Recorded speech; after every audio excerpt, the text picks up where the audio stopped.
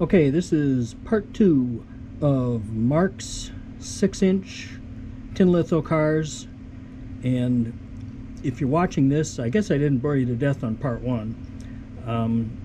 Part 1, I covered the early short wheelbase lithographed frames with joyline couplers and black frames, 4-wheel, and red with white litho 4-wheel frames. Okay, I'm going to start with the 6-inch cars made for the military trains, the Army supply trains. OD litho square end frames, metal wheels. They had riveted tab and slot. These are for electric sets. They had the ability to be electrified for the floodlight car mainly. Most of the cars made were 4-wheel electric set cars. They made a small amount for wind-up sets that were headed by an OD 897 wind-up. They had sliding tab couplers, did not have the ability to be illuminated, so hence a mirror on the floodlight. And the deluxe cars were 8-wheel, also not illuminated. And they did not make as many of the cars as they made in 4-wheel and 8-wheel. There was no tender, there were no radio cars or tail cars. 8-wheel cars are kind of hard to find. Here are some of the cars made in 4-wheel for the Army supply train sets. And again, I think I got most of them. But I've learned with Marx, you never say always.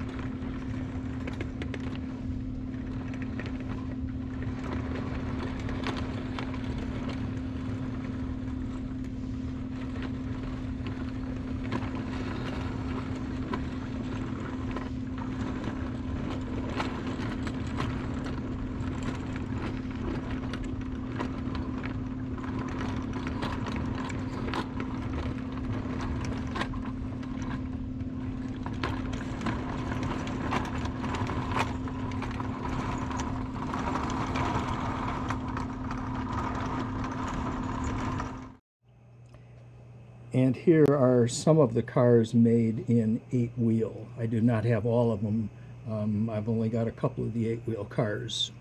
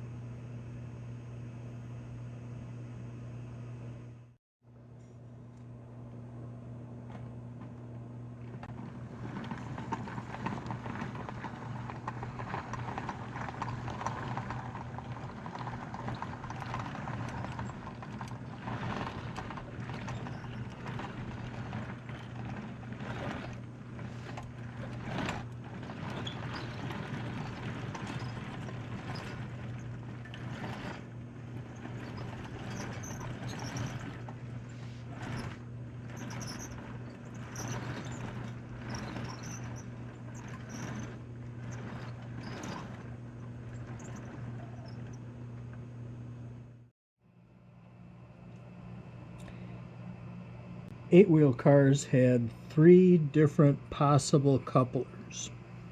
First is the pincher and post with the sheet metal post.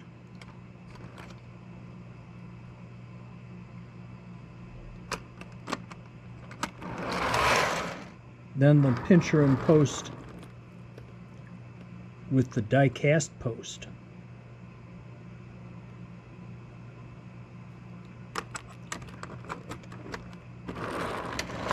And some came with regular tab and slot hook couplers.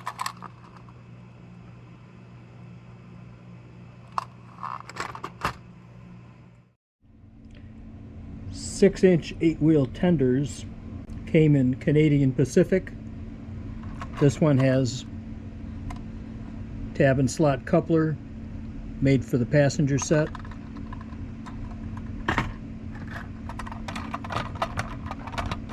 This one has post and pincher, one-way coupler for a freight set. They also made a New York Central wedge tender with the post and pincher coupler.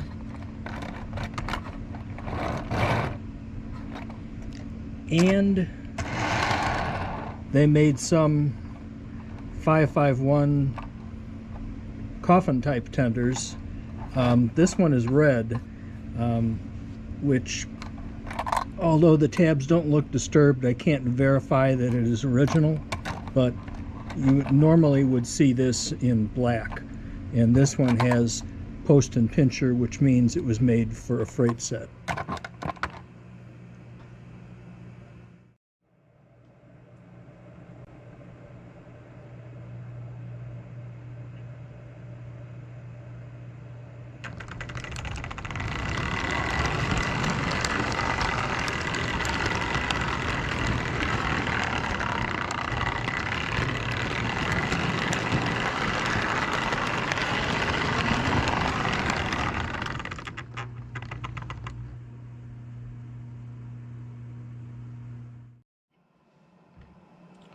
Passenger sets were also made in 8-wheel, and as far as I know, they always had hook type couplers.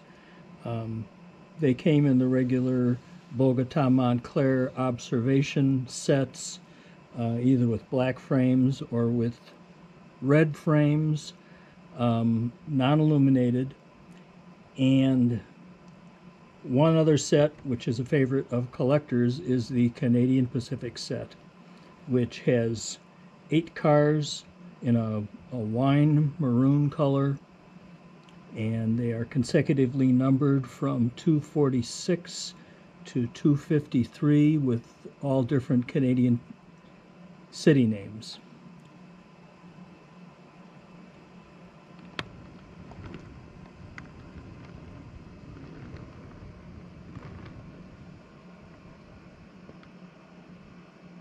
Unfortunately, my CP cars are not in the greatest condition, but it's something just to have them.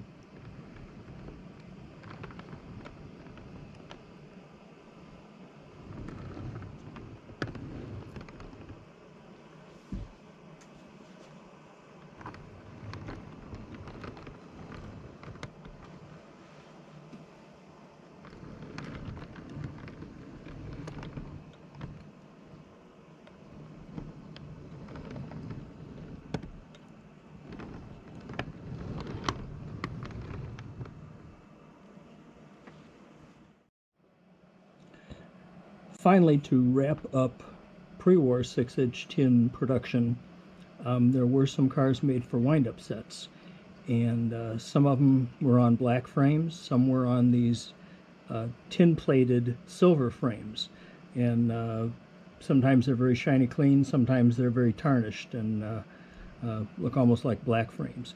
I'm going to show the tin frames here. I don't have all of them, but it's a group. Includes some passenger cars, some freight cars. There was a Bogota, Montclair, and Observation. I seem to have 3 Bogotas. Also in this group is a very collectible car for the 6-inch Marx enthusiast, and it's the 555 Colorado Southern man-in-door car. Here's my group of tin frame cars.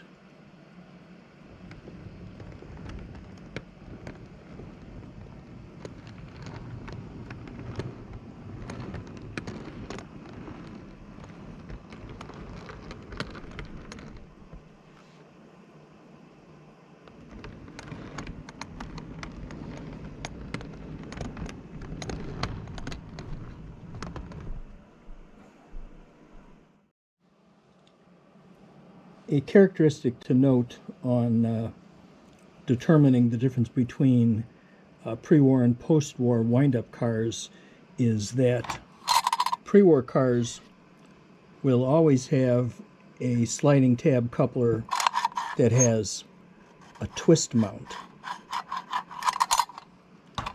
And post-war cars will usually, and I say usually because I've learned to never say always with Marx, will usually have couplers that are mounted with a punch that keeps it from sliding out of the slot. And one final thought before I leave the pre-war era.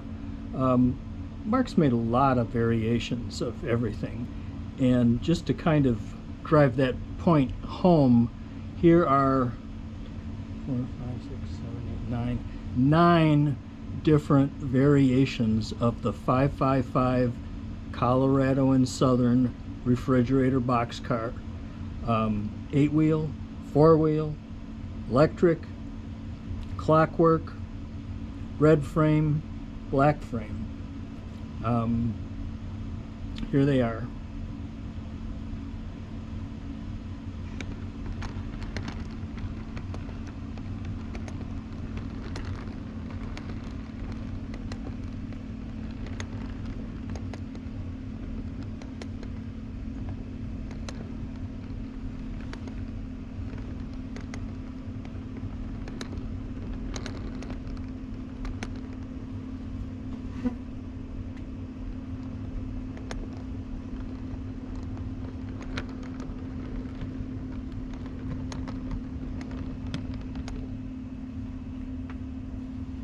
The final car on the right is a post-war car with an extra red Marx logo that can be seen on the right-hand side, and also it has plastic knuckle couplers.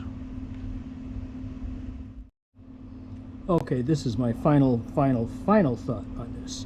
Note also that the man-in-door cars even have different lithography on each side. One is a full open door and the other is a half open door.